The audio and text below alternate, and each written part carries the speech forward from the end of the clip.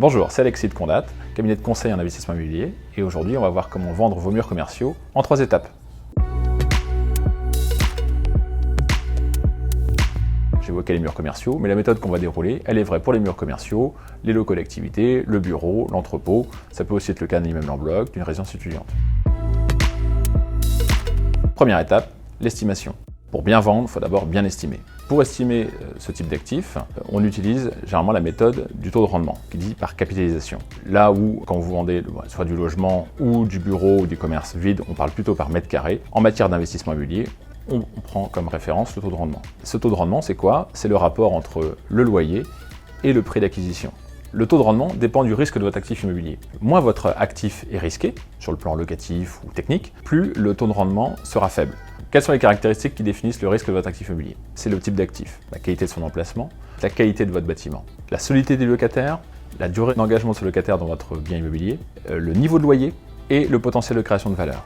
Donc une fois qu'on a agrégé l'ensemble de ces caractéristiques, on va déterminer un taux de rendement et donc le prix de vente. Une fois le prix de vente déterminé, on passe à la seconde étape, la commercialisation.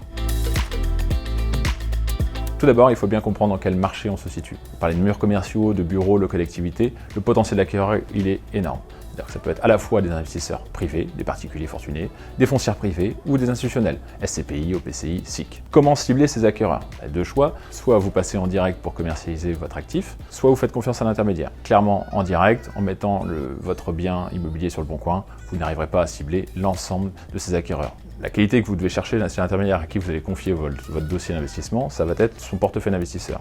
Plus il est élargi, plus il est qualitatif, plus vous aurez une vision exhaustive du marché par votre intermédiaire. Ce dernier va constituer un infomémo rassemblant l'ensemble des caractéristiques de votre bien et va vous proposer 3 méthodes de commercialisation. Soit le gré à gré, la consultation compétitive d'investisseurs ou l'appel d'offres. En gré à gré, vous consultez peu d'investisseurs, en appel d'offres énormément, tout le marché. Le bon intermédiaire pour nous, c'est la consultation compétitive d'investisseurs, qui offre une consultation entre 30 et 40 investisseurs. L'objectif de cette consultation, c'est de vous offrir la meilleure offre qui vous convient, vous la validez et vous enchaînez sur la 3e étape, le processus de vente.